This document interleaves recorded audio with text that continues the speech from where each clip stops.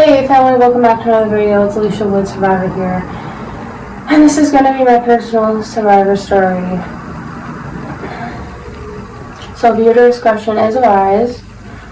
So let's get into it. From age 3 to 10, the sexual assault, the grooming, and brainwashing occurred.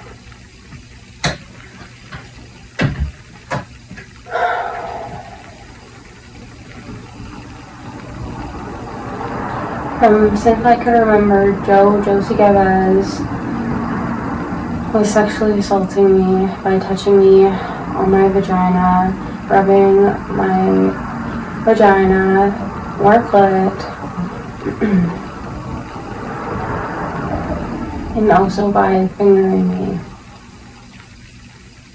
One of my first memories is being in a changing table, getting changed by Josie Gavez, and him sexually assaulting me by rubbing my vagina and clitoris.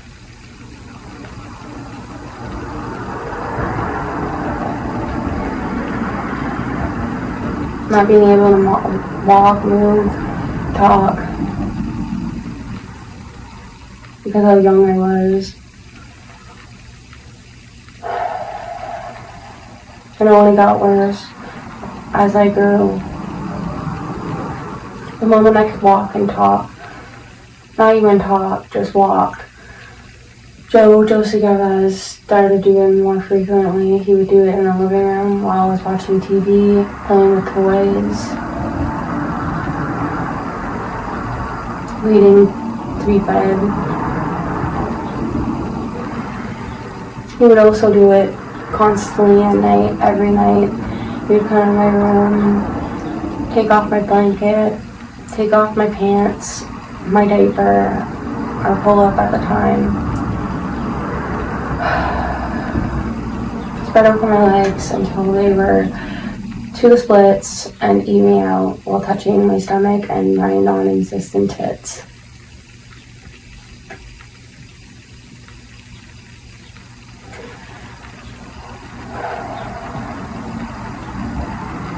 He was able to bathe me, change me, do everything a parent's supposed to do, but meanwhile, while he was doing those actions, he was sexually assaulting me by rubbing my vagina or eating me out and fingering me.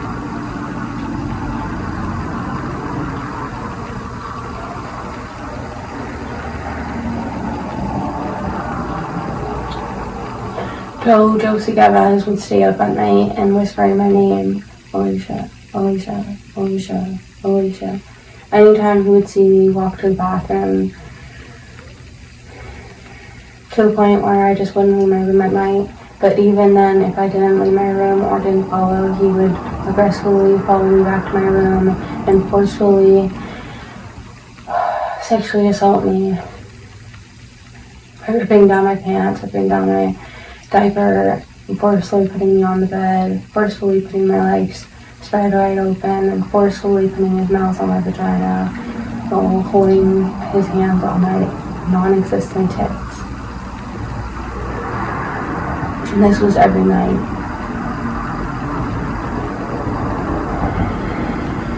He would also, during the daytime, sexually assault me while I was watching TV on the couch, playing with my toys, dolls, or just vibing in the living room, trying to hang out. He would sexually assault me on the couch by putting his hands down my pants and touching my clitoris and rubbing my vagina or fingering me.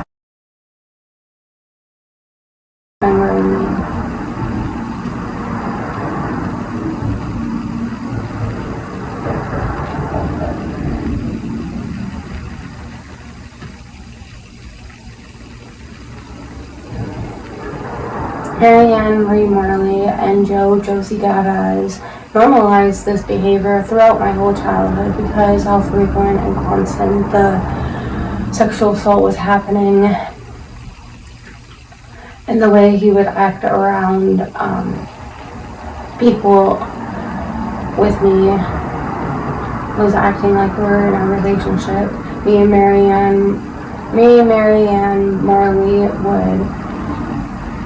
would fight over Joe on the couch constantly, and I would call him Daddy Joe at the time. That's what I called him, inappropriately.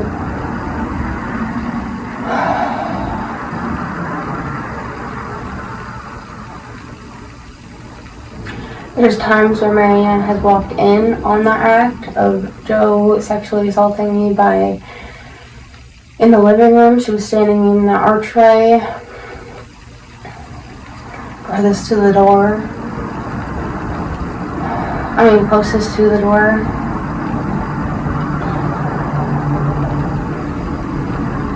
Watching Joe sexually assault me by putting his hands down my pants. And sometimes my pants would even be off. And nothing would be on. I'd just be butt naked. And she would just watch while he sexually assaults me by rubbing my vagina, talking to me sexually while doing it, asking me if I liked it. While she was just standing there observing, didn't seek me help, didn't care, used me for her own personal gain. There's times where she's walked in on the act where he was supposedly reading me a bedtime story. Meanwhile, she walks in finding him head first in my vagina, holding my imaginary tits. Because I did not have tits back then. I was a child.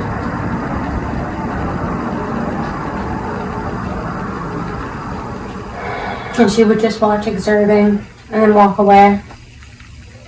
There's times where she's literally took down my sticky notes because I would put sticky notes around the house multiple times, and she would take them down every single time and do nothing. They were pointing directly towards my room saying, "For Joe." That's how normalized I thought it was. Normalized they made me feel like it was.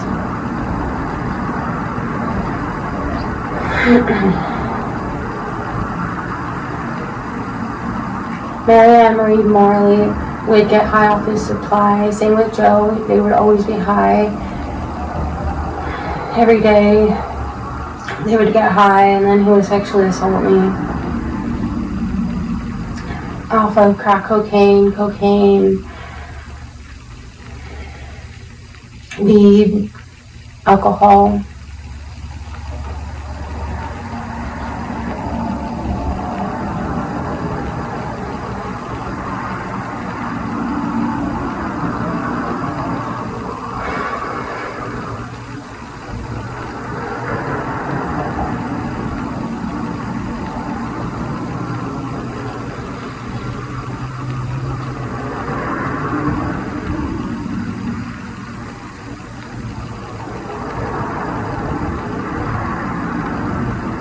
And the only time that he lost interest in me is after age 10 when I started hitting puberty.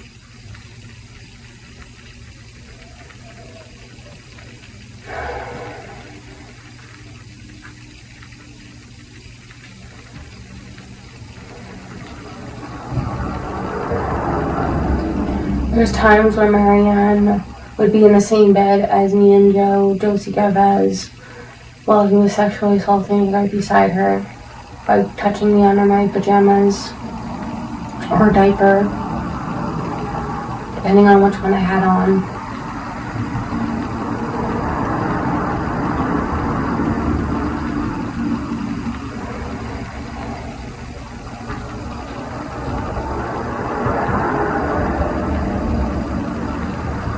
And she did nothing, which made it feel like it was normal. The way he would act around my friends, there's times where he would try to come on to me while my friend was over. She would be standing in the doorway and he would be on the bed. So I would have to go ask to go out or do something with her. And he would try to come on to me while she was standing in the doorway, trying to kiss me on the neck, trying to pull me into bed with him, say my name sexually. The way he would hold me in public. He would hold my vagina on purpose while picking me up.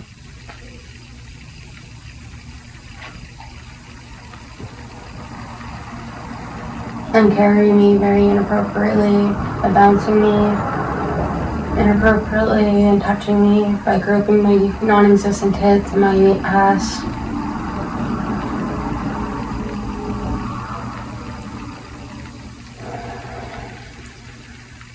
Josie Gavaz was the main caretaker. Without him, Marianne made it seem like we would be on the streets, like he was the only lifeline. She did not tell me about my disabilities. She didn't tell me that I was getting money for me. She was using all that money for her alcohol, her drug addiction.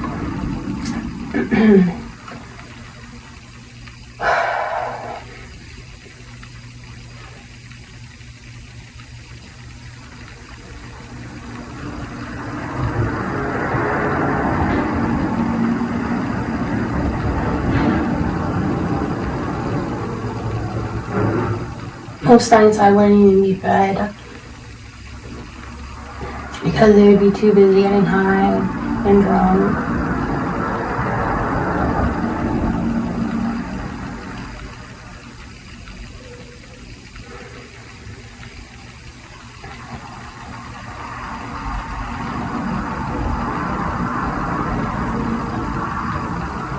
It made me feel like I was less than.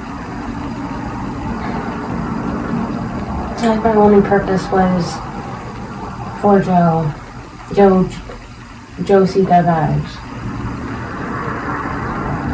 Brainwashed my brain into believing that I was normal and okay. And that what he was doing wasn't wrong until my older adulthood.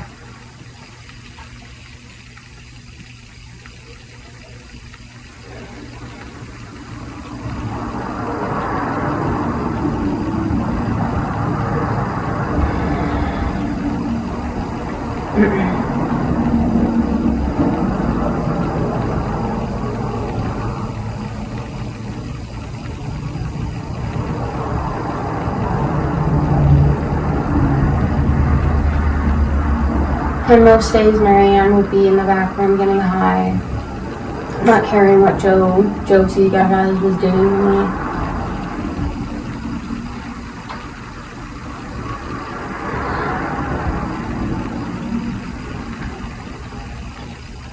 Because meanwhile, Alysha was observing and getting high in the back room. I was getting sexually assaulted and groomed.